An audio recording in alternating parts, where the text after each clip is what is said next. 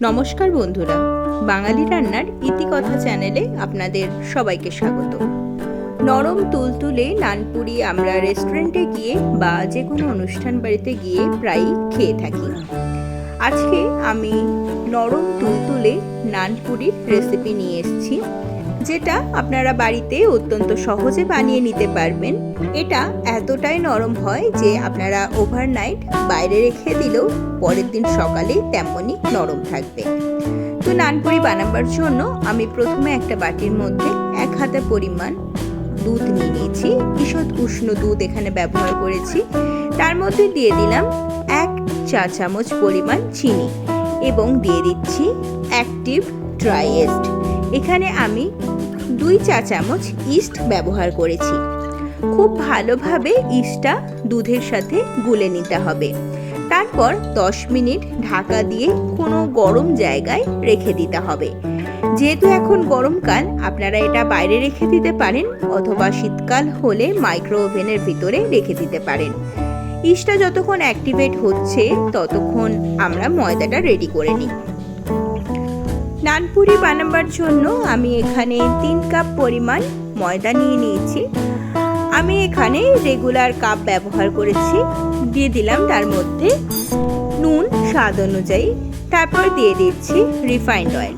Refined oil এখানে আমি 3 table চামচ ব্যবহার করেছি। তারপর দিয়ে দিচ্ছি কিছুটা পরিমাণ গুঁড়ো দুধ। গুঁড়ো দুধ আমি এখানে 3 চা চামচ ভর্তি করে ব্যবহার করেছি। গুঁড়ো দুধটা অবশ্যই ব্যবহার করবেন, তাহলে নানপুরিটা খেতে খুবই সুন্দর হয়। এখন এই উপকরণগুলো খুব ভালোভাবে হাত দিয়ে মেখে নিতে হবে। সমস্ত উপকরণগুলো ভালো করে মেখে নিয়ে এরপর আমরা এর মধ্যে ইস্টটা যোগ করে দেব। ইস্টটা 5 মিনিট রেখে দেওয়ার পর উপরটা এরকম ফেনা ফেনা হয়ে গেছে, অর্থাৎ ইস্টটা ভালো মতন অ্যাক্টিভেট হয়েছে। যদি কোনো কারণে দেখেন ইস্টটা রেখে দেবার পর এইভাবে উপরটা ফেনা ফেনা হয়নি, তখন কিন্তু ইস্ট অ্যাক্টিভেশনের প্রসেসটা আবার নতুন করে করতে হবে। ইস্টটা দিয়েও ভালোভাবে মেখে নিচ্ছি ময়দাটা। এরপরে আমরা এই ময়দাটা একটু ঈষৎ উষ্ণ জল দিয়ে মেখে নেব।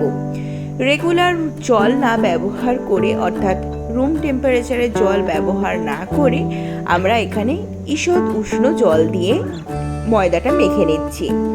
ডোটা একটু শক্ত করে মাখতে হবে, যেহেতু ইস্ট দেয়া আছে পরে ডোটা একটু নরম হবে, তাই সেই অনুযায়ী বুঝে ময়দাটা মাখতে হবে। ময়দাটা মেখে নেওয়া হয়ে গেছে। এখন ওপর থেকে চারিপাশে একটু তেল লাগিয়ে রেখে দেব 2 ঘন্টার জন্য। ভালো করে ঢাকা দিয়ে 2 ঘন্টা ময়দাটা সেট হতে দেব। যেহেতু এখন গরমকাল, তাই ময়দাটা আমি বাইরেই রেখেছিলাম। যদি শীতকালে আপনারা বানান তাহলে কোনো গরম জায়গায় বা মাইক্রো ওভেনের ভেতরে রেখে দিতে পারেন।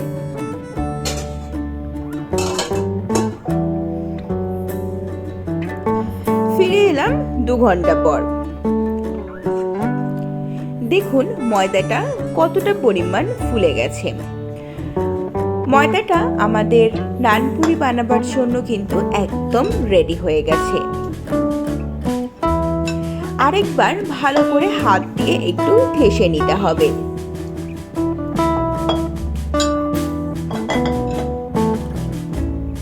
খুব ভালো করে ময়দাটা হাত দিয়ে ঠেসে নিয়ে একদম স্মুথ করে নিতে হবে। তারপর নানপুরি বানাবার জন্য লেচি কেটে নেব। তবে লেচিটা নর্মাল লুচির লেচির থেকে একটু বড় সাইজের হবে, আবার পরোটার মতো অত বড় করবেন না।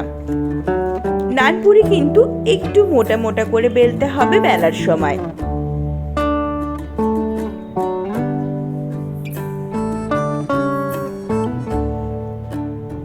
আমি এখানে লেচিগুলো এইরকম সাইজে করছি, তবে আপনারা চাইলে আপনাদের পছন্দ মতো আরেকটু বেশি করে বা আরেকটু কম করে নিয়ে লেচি বানিয়ে নিতে পারেন। সমস্ত লেচিগুলো রেডি করে নিচ্ছি। তারপর অল্প তেল দিয়ে একটু মোটা করে বেলে নিতে হবে।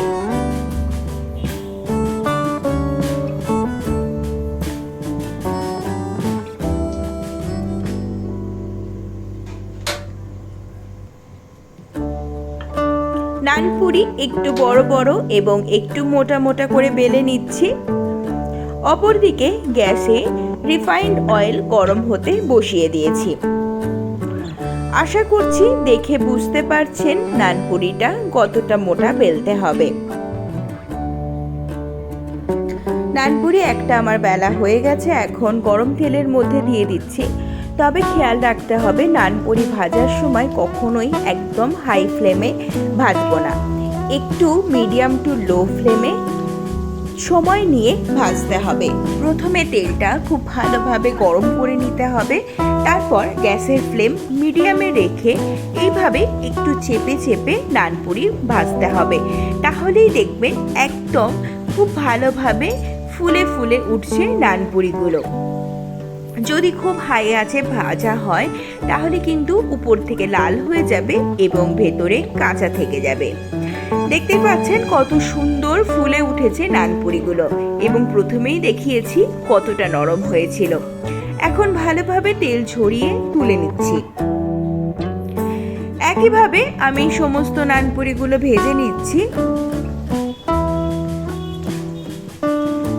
এখানে বলে রাখি, আপনি যদি আমার চ্যানেলে নতুন হয়ে থাকেন তাহলে এইরকমই সুন্দর সুন্দর নিত্য নতুন রেসিপির জন্য চ্যানেলটি সাবস্ক্রাইব করে পাশে থাকা বেল আইকনে ক্লিক করে রাখবেন। তাহলে আমি যখনই কোনো নতুন রেসিপি দেব আপনাদের কাছে নোটিফিকেশন চলে যাবে সবার আগে।